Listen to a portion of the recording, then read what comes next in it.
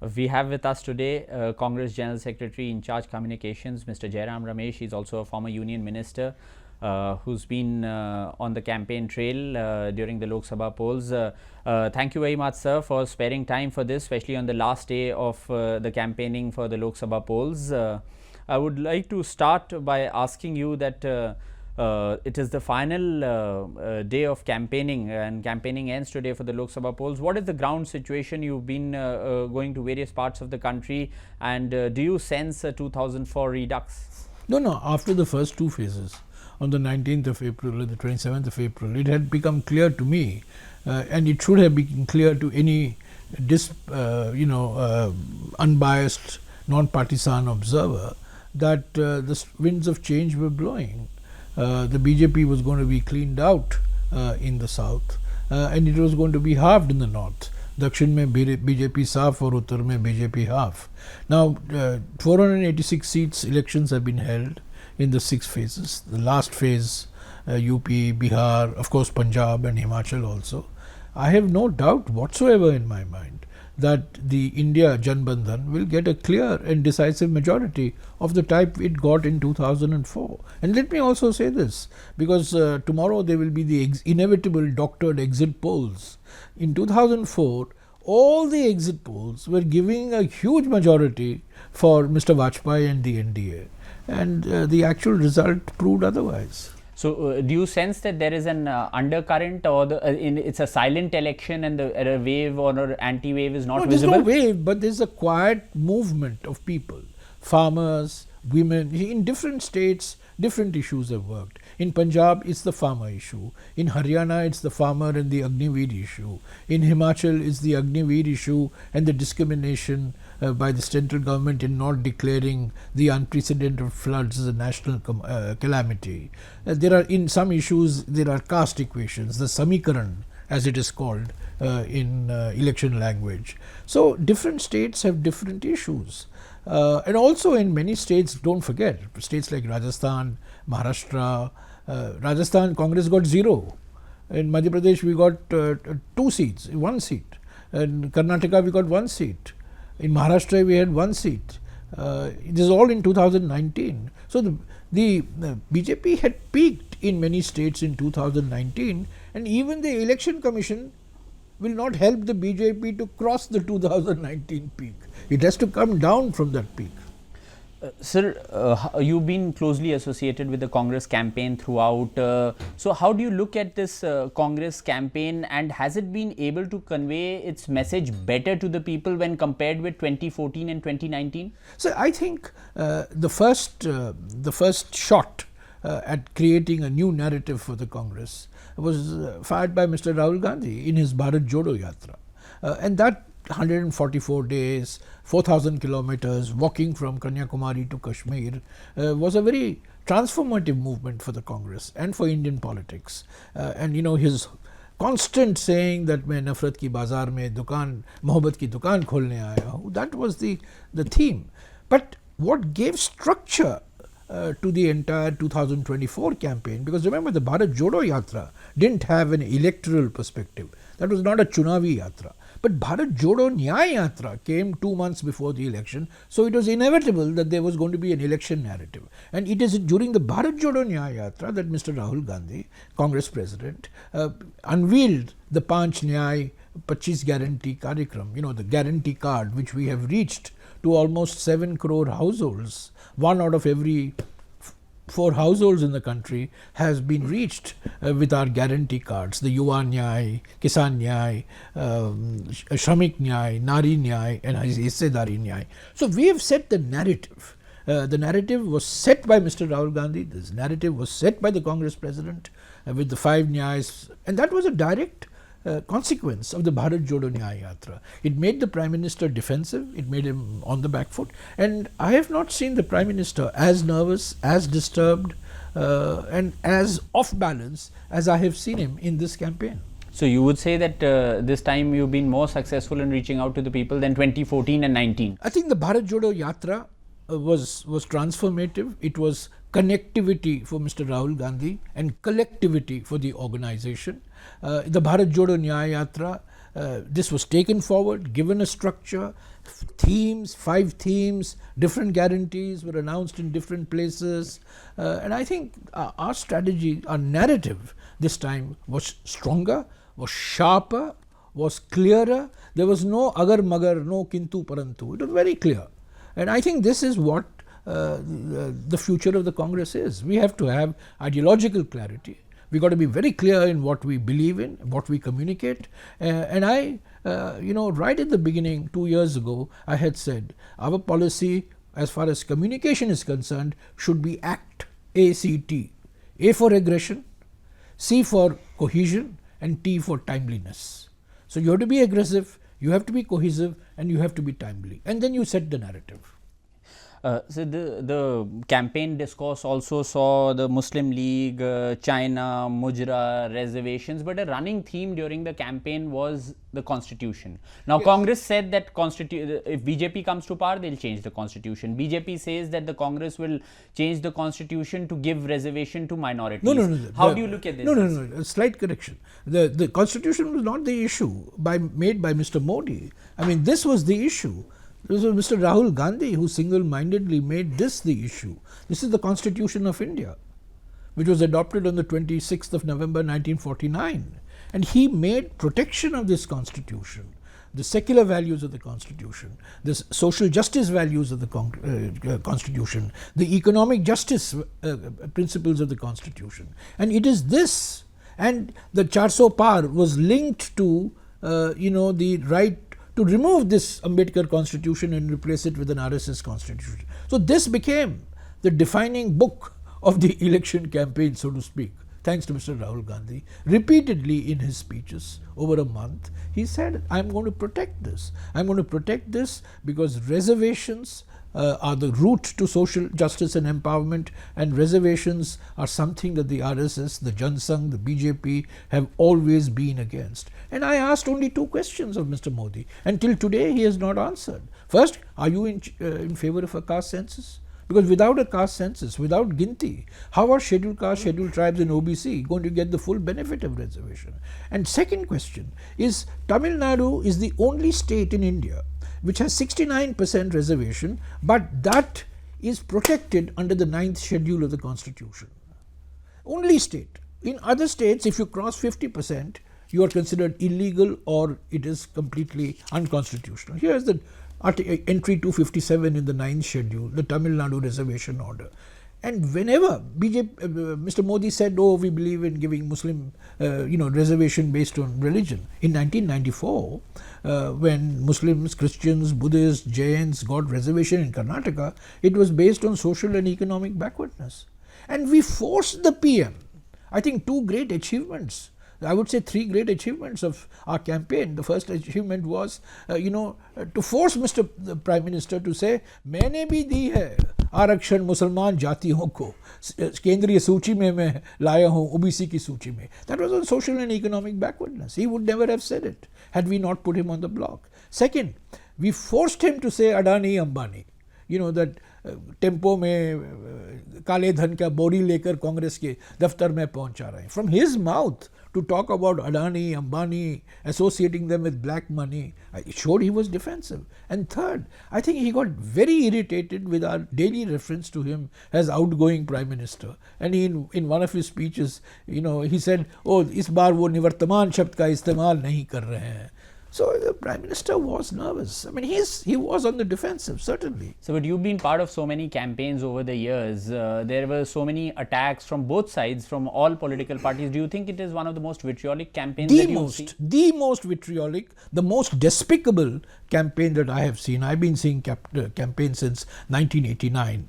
But my actual involvement in campaigns really starts in 1991, 96, 98, 2004, 99, 2004 and subsequently. And last time I was not very active in the 2019 campaign because I had a personal tragedy at home and I didn't have the time or the mind space to take part actively. But I can tell you there has never been this level of discourse on the part of the Prime Minister. The words that the Prime Minister has used, the lies that he has propagated, the exaggerations and the defamations he has resorted to, he is unworthy of being a Prime Minister. In any case, he is an outgoing Prime Minister. So, you've always shied away from giving numbers, but now it's the last phase, it's the last day of the campaign. What are the kind of numbers that 2004 will repeat itself. There will be an India Janbandhan Prime Minister who will set the economy right. Investors are fearful, they are hurting, they are suspicious. Of course, the stock markets are being incited by the Prime Minister and the Home Minister. But the fact of the matter is that private investment, essential for accelerating GDP's growth, fell during the Modi decade as compared to the Manmohan Singh decade. 32% of GDP private investment during Dr. Manmohan Singh's decade, and 27-28% of GDP during Mr. Narendra Modi's decade. GST, the reform of GST, making life easy for the people who create jobs. We have to make make life easy for the people who create wealth. But the guys who create wealth don't create the jobs. The jobs are created by MSMEs who have been destroyed by Notebandi, destroyed by GST, and destroyed by cheap imports from China. So, since you brought up that topic, there have been market fluctuations going on for some time. So, how do you look at this? There should be no doubt the India Janbandhan will run a predictable economic policy. No dhamakas, no Tughlaki farmans like Notebandi of November 8, 2016. BJP is saying that since they'll provide a more stable government, markets will shoot after. No, absolutely not. How do you it will be a predictable economic policy. We will remove fear and distrust amongst the investors. If the investment climate is so right, why isn't there a private investment boom in the Modi decade as compared to the Manmohan Singh decade? Why are industrialists, why are businessmen, why are traders taking citizenship of Dubai, Singapore, London, USA? Why are record number of people taking, almost over 2 lakh people took citizenship of other countries last year? This is unprecedented. So, there is an atmosphere of fear, there is an atmosphere of distrust. The way the electoral bond scheme was used, EDI was used, CBI was used to coerce companies to donating to the BJP. I have said this before, I don't mind repeating it. The BJP's policy was Annadataon ka apman or Chanda dataon ka samman. That will change. And all exploitative tax schemes like the angel tax will go. This is what we have said in our manifesto, in our Nyay Patra. So, our economic policy will be simple, will be transparent, will be predictable, and will not be vindictive. You have to create an environment. The greatest economist of the 20th century, Lord Keynes, once said that investment is not just a financial decision, investment is also a psychological decision. But today the psychology in private industry is don't invest, don't do anything, nothing will go wrong. Sir, you're not giving a number, that's fine, but which are the states you think that will propel the... We will make handsome gains in Rajasthan, we will make handsome gains in Karnataka, we will make handsome gains in Telangana, we will make handsome gains in Maharashtra, we will improve our position in Chhattisgarh, we will improve our position in Madhya Pradesh, and we will certainly improve our position in Assam. So, in totality, I think we are headed towards a 2004 type of a situation, 20 saal baad. And UP, sir, how do you, because it's often and said course, that that Lucknow is the gateway to Delhi. In UP, I mean, I didn't include UP because UP were fighting in alliance. I was talking of the states where the Congress is fighting singly, although Maharashtra also we are in an alliance. But yes, in UP, the BJP cannot improve on its 2019 tally of 63. I think they were 62 or 63. 62 if I you corrected me. Excuse me, it was 62. They are not going to improve on 62. They are not going to improve on 38 in Bihar. It's impossible. They are not going to improve on 18 in West Bengal. That's impossible. So, BJP has been, in a recent interview, Home Minister said that we've already crossed 310. No. How do you look at these kinds of claims? He's the master of, I mean, he's part of he's after all Home Minister to Jhoot Jivi Prime Minister. So, if the Prime Minister is Jhoot Jivi, the Home Minister is the Chanakya of Jhoot Jivi, no. I don't give credence to these statements. These statements are made, and I told you in 2004, all the opinion polls, all the exit polls predicted a sweep for the NDA and Mr. Vajpayee, and the result proved completely to the opposite. So be it Mr. Kejriwal, Mr. Rahul Gandhi, they've said that the BJP will be around 200, 220. Well, I don't want to get into numbers, but all I'm saying is we will get a clear and decisive majority. Now, clear is 273 is clear, but it's not decisive.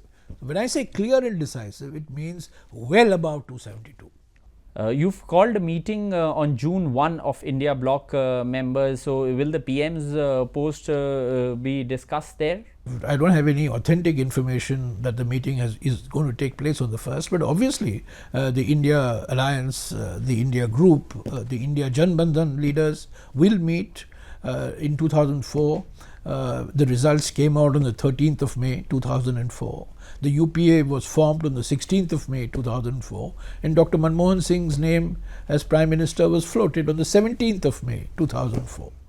So it took less than 3 days for Dr. Manmohan Singh's name to emerge. Although everybody knew it was going to be Dr. Manmohan Singh after Mrs. Gandhi had made her intentions very clear of not accepting the Prime Minister's post, a great sacrifice on her part. But this time, I don't think it will take even 48 hours. Within a few hours, the leader of the Janbandhan, and it stands to reason that the party that gets the maximum seats in the Janbandhan will be a natural claimant for the leadership of the Janbandhan. So, of course, that in all likelihood would be the Congress. I am saying whichever party is the largest. I mean, you can interpret my statement in whatever fashion you want, but the fact is that in a Janbandhan, if all parties are going to participate in government, and I think Mamata Banerjee also has said that she is part of the India Janbandhan, it stands to reason that the party that has had the maximum number of seats is going to lead that Janbandhan in Parliament. Sir, there are so many stalwarts in the India bloc. There's Mr. Kharge, of course, Mr. Rahul Gandhi is there, Ms. Mamata Banerjee is there, and there's Akhilesh Yadav is there, Sharad Pawar is there, Uddhav Thackeray. So, do you think it will be an easy job arriving at a consensus with so many stalwarts? It's very simple. Main nahi hum. Mera nahi hamara. That is the slogan. Main nahi hum. We've had enough of 10 years of this ahankar, the Swami Ahankar Ananda approach to governance. This main nahi hum, mera nahi hamara. That is the watchword of governance. India is a diverse society. It comprises different people of economic and social and cultural backgrounds, and we have to work collectively and work cohesively in a democratic manner, which is what our constitution is all about. The India Janbandhan, I can assure you, will be authoritative. It will not be authoritarian. There is a difference between being authoritative and being authoritarian. Nehru was authoritative. Mr. Modi has been authoritarian. Sir, just last two questions. Sir, with so many diverse parties coming together, another charge from critics is that it won't be a stable government. It would be a government of pulls and pressures. If it's formed, how do you look? Dr. Manmohan Singh ran a coalition government for 10 years. He ran a coalition government for 10 years. I mean, that's the best proof that we have. We are committed to giving a stable government, a transparent government, a responsive government, and a responsible government. We have to be responsible. We have to be responsible to different sections of society. We have to follow a responsible economic policy. At the same time, we have to be responsive to social needs and challenges. I remember Mr. Pranab Mukherjee many years ago, when this talk of coalition was taking place, Mr. Pranab Mukherjee making a statement in one of our meetings in the Congress, he said, we should be responsible and responsive. We have two legs. One leg is of responsibility, the other leg is of responsiveness. So my final question to you is, and I can't do without using cricketing analogy, the slog overs are on. Is the run rate on track for the India bloc, and will you achieve the target? Oh, the boys achieved victory. The boys have achieved victory. You know whom I am referring to. The boys have achieved victory. The boys have done very well. I think, we are going to be large-hearted in victory. No politics of vendetta, no politics of vengeance. The Prime Minister is going to spend, incidentally, the Prime Minister is going tomorrow to Vivekananda Memorial, or today, I think on the 30th he is going to the Vivekananda Memorial and be meditative for 2 days. Same Vivekananda Memorial, Mr. Rahul Gandhi started the Bharat Jodo Yatra on the 7th of September 2022. He launched the unprecedented 4,000 kilometer long Padayatra. Mr. Modi is going to the same place, meditating. I'm sure he's meditating on what life is going to be after retirement. Thank you very much for sparing time for this interview, sir. Really appreciate it.